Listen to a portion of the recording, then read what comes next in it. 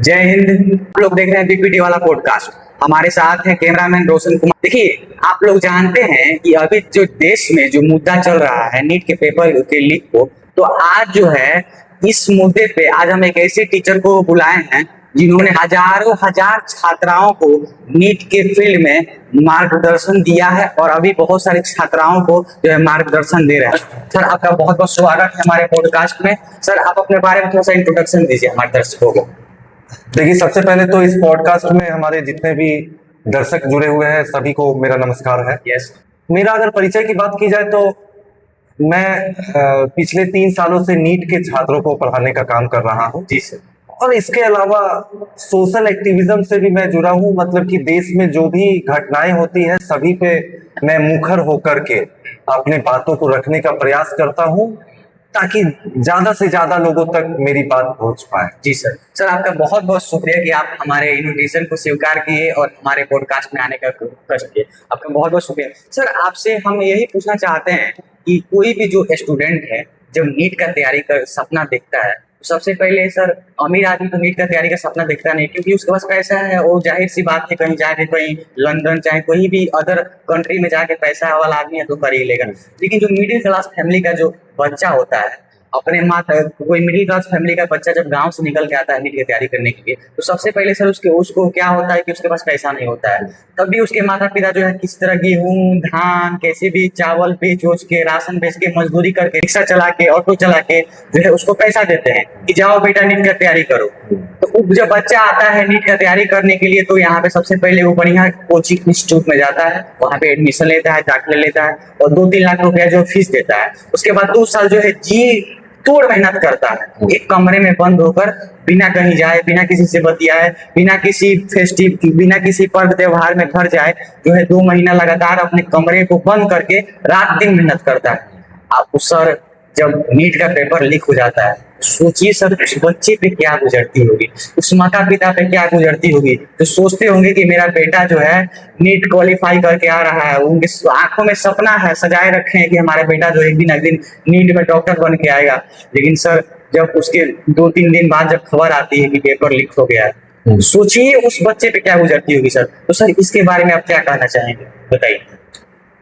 देखिए, जैसा कि आपने शुरुआत में ही कहा कि जो काफी पैसे वाले लोग रहते हैं वो तो अपने बच्चे को विदेश भेज देते हैं, और ये सच भी है। रसिया में आज भी 25-30 लाख रुपए में एमबीबीएस हो जाता है। नेपाल में एक जगह है पीरगंज, वहां पे एक मेडिकल कॉलेज है, वहां पे 1 करोड़ नेपाली रुपए में 1 करोड़ नेपाली रुपए में एमबीबीएस हो जाता है। मतलब कि भारत का अगर बात किया जाए तो 60 लाख के करीब करीब में। तो अब जिनके पास में पैसा है वो तो बांग्लादेश से, नेपाल से, रसिया से, जर्मनी से, यूक्रेन से, बेलारस से, कहीं से भी एमबीबीएस करा सकते हैं। वहां पे तो कोई नीट का परीक्षा का ऐसा नहीं है कि जरूरत है। डायरेक्ट कोई अगर 12 पास किया उसके बाद फिर चला गया विदेश से, जो है नीट मतलब विदेश से जो एमबीबीएस कर लिया। लेकिन अब जो मिडिल क्लास के लोग हैं उनके पास में तो पैसे नहीं है, वो नहीं दे पाएंगे 25-30 लाख। ठीक है, एक बार का जो एक तरफ का फ्लाइट का जो टिकट होता है उसमें लाखों रुपए लग जाता है, वीजा में जो है लाखों लाख रुपए लग जाता है। तो मिडिल क्लास के जो लोग हैं वो लोग क्या करते हैं, वो लोग कहीं से पैसों को इकट्ठे करते हैं। अपना जो खर्च है, हम लोग बोल सकते हैं कि अपना पेट काट करके वो अपने बच्चों को भेजते हैं नीट का तैयारी के लिए। और नीट का तैयारी में अगर फीस का बात किया जाए तो 2 लाख रुपए फीस जो है वो है, चाहे हम लोग एलएन का बात करें या पीडब्ल्यू का, आकाश इंस्टीट्यूट का, पीडब्ल्यू का, सबका अगर ऑफलाइन वाला अगर हम लोग बात करेंगे तो सबका करीब करीब 2 लाख रुपए है। अब इसके अलावा कोचिंग का तो फीस है ही, इसके अलावा रहने में भी किसी भी बच्चा को 1 महीना का 10,000 रुपए के करीब करीब खर्च आता ही है। तो ये जो पूरा का पूरा, और ये ऐसा नहीं है कि 1 साल में या 2 साल में पूरा का पूरा कोचिंग कंप्लीट हो जाता है। बहुत सारा ऐसा भी स्टूडेंट होता है जो कि ड्रॉपर्स बैच में एडमिशन लेकर के उसके बाद भी अपना पढ़ाई को कंटिन्यू रखते हैं। तो मिडिल क्लास वाले बच्चों को एक दिमागी प्रेशर रहता है कि अगर मेरे परिवार वाले अगर मेरे पे खर्चा कर रहे हैं तो हमको किसी भी तरीके से इस परीक्षा को क्वालिफाई करके एक अच्छा सरकारी मेडिकल कॉलेज में दाखिला करवाना है।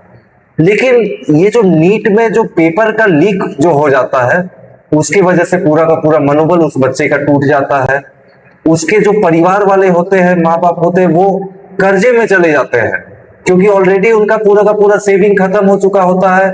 या कोई अगर लोअर मिडिल क्लास है जिनके पास में सेविंग नहीं है, तो वो तो कर्ज लेते हैं। कर्ज क्यों लेते हैं? इस उम्मीद से लेते हैं कि एक बार जब बच्चा अगर डॉक्टर बन जाए तो हम लोग वापस से कर्ज को भी चुका देंगे और हम लोगों का एक बेहतर जीवन हम लोगों का हो जाएगा। Yes sir. लेकिन अब इस तरीके से अगर क्वेश्चन पेपर लीक हो, अब ये तो 2024 में हमने देखा कि क्वेश्चन पेपर लीक हुआ था, 2026 में देखा, 2025 का अगर बात किया जाए तो ये तो बहुत ही टफेस्ट परीक्षा हुआ था। एनटीए, जिसका फुल फॉर्म वैसे तो नेशनल टेस्टिंग एजेंसी है, लेकिन हम तो बोलते हैं कि ये नेशनल टेस्टिंग एजेंसी नहीं बल्कि ये नॉन ट्रस्टेबल एजेंसी है। यस बिल्कुल सर। इसका भरोसा नहीं किया जा सकता है। इतनी बड़ी एजेंसी होकर भी सर इसका पेपर लीक हो जा रहा है, सोचिए कितना मतलब शर्मनाक बात है, नेशनल लेवल का। अब ये देखिए ना कि चाइना में एक परीक्षा होता है जिसका नाम है गाओकाओ। उस गाओकाओ परीक्षा में 1,30,00,000 लोग परीक्षा देते हैं। अब इतने बड़े स्तर पे परीक्षा हो रहा है तो उसमें तो इरेगुलरिटी होना चाहिए, पेपर लीक होना चाहिए, लेकिन वहां पेपर लीक बिल्कुल भी नहीं होता है। कई सालों से गाओकाओ का परीक्षा हो रहा है, आज तक पेपर लीक नहीं हुआ। लेकिन नीट का परीक्षा जिसमें 22 लाख स्टूडेंट ही बैठते हैं, जैसे इस बार का जो डेटा है वो है कि 22 लाख स्टूडेंट ने नीट का परीक्षा दिया था। 3 मई को परीक्षा हुआ था। अब बताइए 22 लाख वाला परीक्षा देने वाला परीक्षा का एजेंसी जो है वो फेल हो जा रहा है, और 1,30,00,000 लोगों का परीक्षा कंडक्ट करवाने वाला एजेंसी में आज तक कभी भी कोई परेशानी नहीं हुआ है।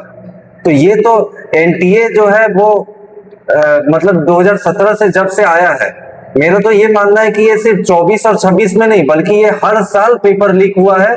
यही हुआ है कि उससे पहले जो परीक्षा माफिया लोग थे वो लोग एक अच्छा मोटा रकम में क्वेश्चन पेपर को बेच दिए होंगे, और आज उस क्वेश्चन पेपर का बिकने का ये परिणाम है कि क्योंकि 2017, 18, 19, 20 में जो भी लोग क्वेश्चन खरीदे होंगे वो आज के टाइम में डॉक्टर बन गए होंगे, क्योंकि एमबीबीएस करने में 4 साल लगता है। अब ये बताइए कि जो क्वेश्चन पेपर खरीद करके डॉक्टर बने होंगे वो पेशेंट का क्या इलाज करेगा? सर वही तो, इसलिए तो देश इतना पिछड़ा है।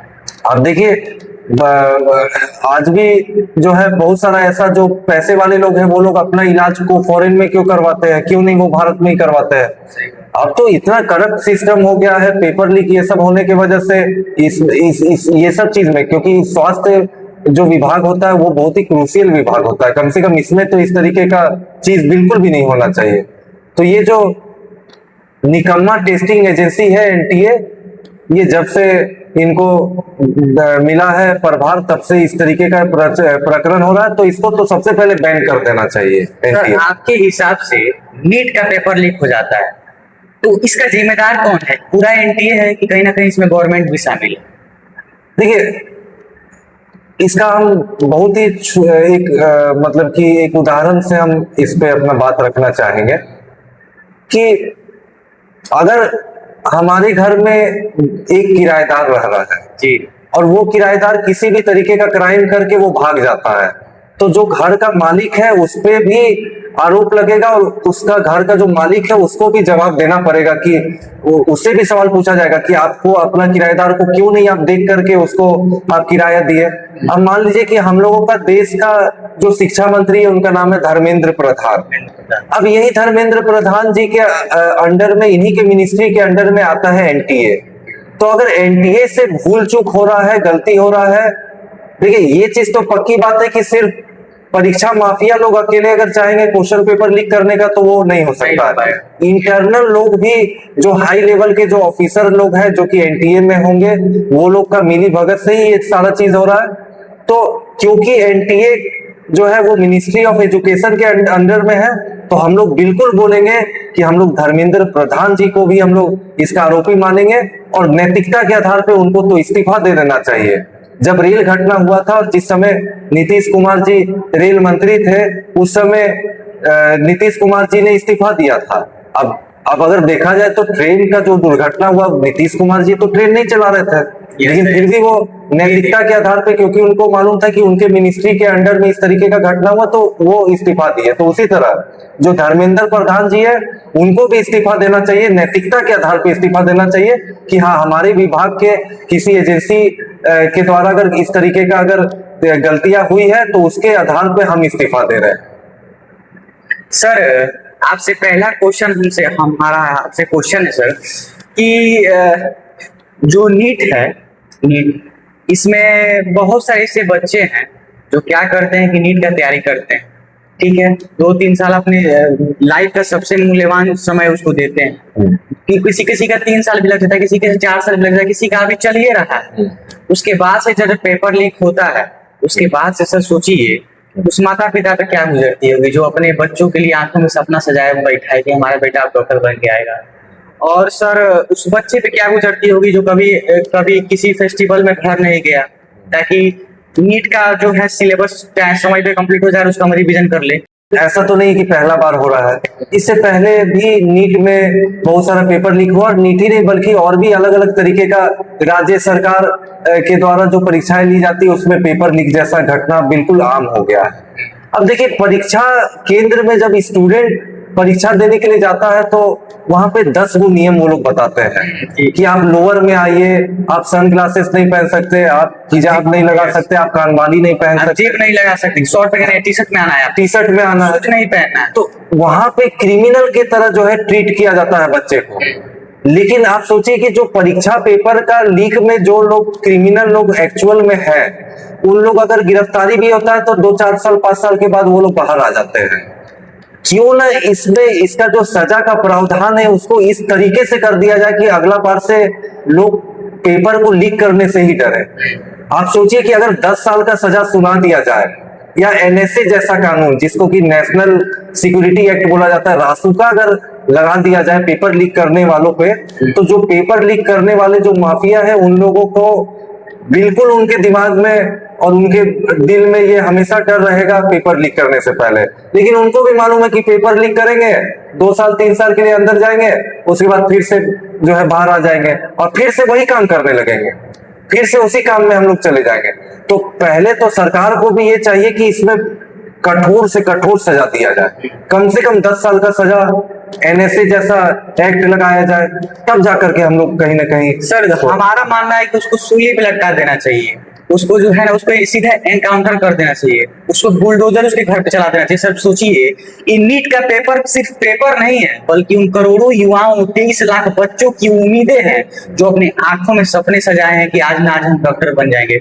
सर ये पेपर लीक नहीं हुआ है बल्कि 23 लाख बच्चों के भावनाओं, उनके सपनों के साथ खेला गया है, उन माता पिता के सपनों के साथ खेला गया है जो अपने आंखों में एक एक दिन सपने सजाए बैठे कि हमारा बेटा अब डॉक्टर बन के आएगा, अब डॉक्टर बन के आएगा, अब डॉक्टर बन के आएगा। लेकिन उनको क्या पता है कि उनका जो बेटा है भ्रष्टाचार का भेंट चढ़ गया है। देखिए सर, हमारे देश में एसएससी का पेपर भी लीक हो जाता है, बीपीएससी का ही पेपर लीक हो जाता है, यूपीएससी का ही पेपर लीक हो जाता है, और नीट का होता ही है। सर क्यों होता है, क्यों नहीं, क्यों हम लोग का एजुकेशन सिस्टम इस लेवल पे गिर गया है कि पेपर लीक हो जाता है? जब पेपर लीक ही हो जाता है तो हम लोग का एग्जाम देते क्यों है? क्या इसका मकसद है? हमारे देश की सरकार क्या कर रही है? कोई भी जो जनता है, जनता आप लोग को वोट देकर कुर्सी पे बैठाती है ताकि हम लोग का समस्याओं का समाधान मिलेगा, हम लोग का जो युवाओं की समस्याएं वो समाधान मिलेगा, युवाओं की समस्या का हल होगा। लेकिन आप लोग के रहते इस कैसे पेपर लीक हो जाता है, इसका जवाबदारी कहीं ना कहीं हमारे गवर्नमेंट की है। एक हमारे लहजा से हमारा मानना है कि इसका जो कहीं ना जिम्मेदारी गवर्नमेंट की है। और गवर्नमेंट के बारे में जो है सर आप क्या कहना चाहेंगे, एक शब्द में आप बोलिए। देखिए, हम तो यही मानते हैं कि इस तरीके का घटना अगर बार बार होता है तो जो सजा का प्रावधान है वो कठोर से कठोर किया जाए ताकि इस तरीके का घटना ना हो। और वैसे एजेंसी जिनको परीक्षा कंडक्ट करने के लिए दिया जाता है उस एजेंसी पे भी जो है बैन लगा देना चाहिए। अगर एक बार भी अगर इस तरीके का घटना हुआ तो उस एजेंसी को बैन कर दिया जाए और एक नया एजेंसी को सौंपा जाए परीक्षा को कंडक्ट कराने के लिए। तो ये सब कुछ ऐसे कदम सरकार उठा सकती है जिसके बाद हम लोग पेपर लीक को कंट्रोल कर सकते हैं। यस सर, जो स्टूडेंट ईमानदारी से 2-3 साल प्रिपरेशन कर रहे थे उनके साथ फेयरनेस कैसे इंश्योर होनी चाहिए, और आपके हिसाब से सरकार को ऐसे क्या क्या चीजें ध्यान रखनी चाहिए जिससे आने वाले समय में पेपर लीक ना हो, किसी भी युवाओं के भविष्य के साथ ना खेला जाए? और सर इस बारे में आप क्या कहना चाहेंगे? देखिए, सरकार को वही है कि 2-3 कदम लेना होगा, उसके बाद ही जो है हम लोग पेपर लीक को रोक सकते हैं। पहला चीज कि जिस भी एजेंसी को परीक्षा कंडक्ट करवाने के लिए दिया जाए उसमें जितने भी लोग हैं सभी लोग जो है वो साफ सुथरा छवि वाले लोग होने चाहिए।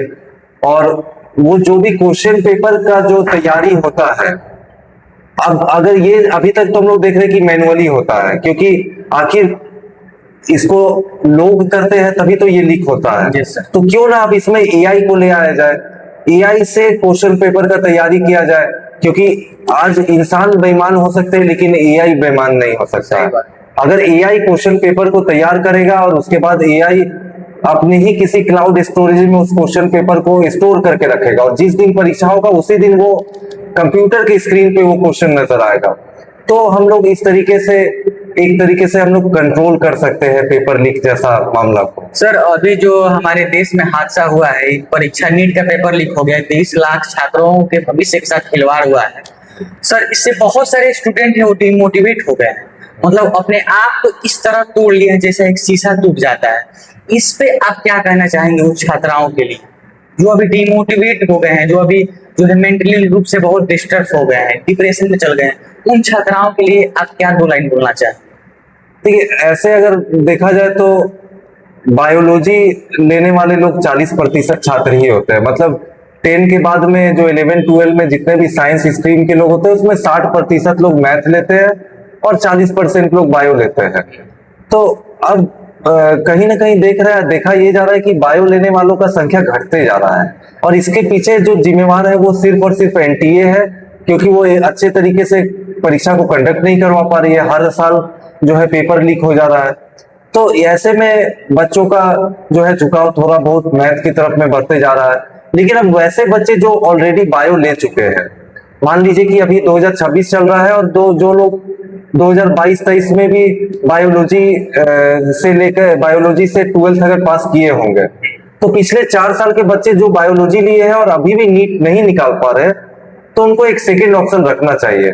बहुत सारा ऐसा एलाइड कोर्सेस है जो कि हेल्थ प्रोफेशनल तैयार करने का काम करता है, जैसे कि नर्सिंग का ही अगर हम लोग बात कर ले तो आप जीएनएम कर सकते हैं, एएनएम कर सकते हैं, बीएससी नर्सिंग कर सकते हैं। बीएससी नर्सिंग के बाद में आप एमएससी नर्सिंग भी कर सकते हैं। इसके बाद में जब आप नर्सिंग प्रोफेशनल बन जाइएगा तो उसमें भी काफी हाई सैलरी गवर्नमेंट की तरफ से दिया जाता है। और सिर्फ अपने देश में ही नहीं बल्कि विदेश में भी बहुत सारा अपॉर्चुनिटी है। अभी तो एक प्रचलन हो गया है कि बहुत सारे हमारे नर्सिंग प्रोफेशनल जो है वो जर्मनी जाते हैं, क्योंकि जर्मनी में काफी हाई सैलरी उनको दिया जाता है। और बहुत सारे ऐसे भी देश है जो कि बहुत ही इजीली और बहुत ही कम दाम में वीजा प्रोवाइड करते हैं नर्सिंग प्रोफेशनल को। इसके अलावा बीपीटी भी एक अच्छा ऑप्शन है। अब अगर आप चाहते हैं कि आपके नाम के साथ में डॉक्टर जुड़े तो आप बैचलर इन फिजियोथेरेपी कर सकते हैं। धन्यवाद। आज हम इस नीट के मुद्दे पे हमारे तुषार सर जो बायोलॉजी के किंग है, इनसे हम बहुत कुछ जाने क्या हो रहा है देश में, इसको कैसे बेहतर बनाया जाए, नीट की एजेंसी को क्या क्या निर्णय लेना चाहिए, हमारे देश के सरकार को कितना सजग रहना चाहिए, हमारे स्टूडेंट को कैसे जो है डिमोटिवेट से मोटिवेट रहना चाहिए। तो इस सब मुद्दे पे हम बहुत सारी बातें सर से किए हैं। तो आपसे हम मिलते हैं नेक्स्ट पॉडकास्ट में। आप लोग वीडियो को लाइक कीजिए, शेयर कीजिए। हमारा मकसद है इस वीडियो को पूरे जन जन तक पहुंचाने का प्रयास कीजिए। जय हिंद, जय भारत। मिलते हैं नेक्स्ट पॉडकास्ट के साथ।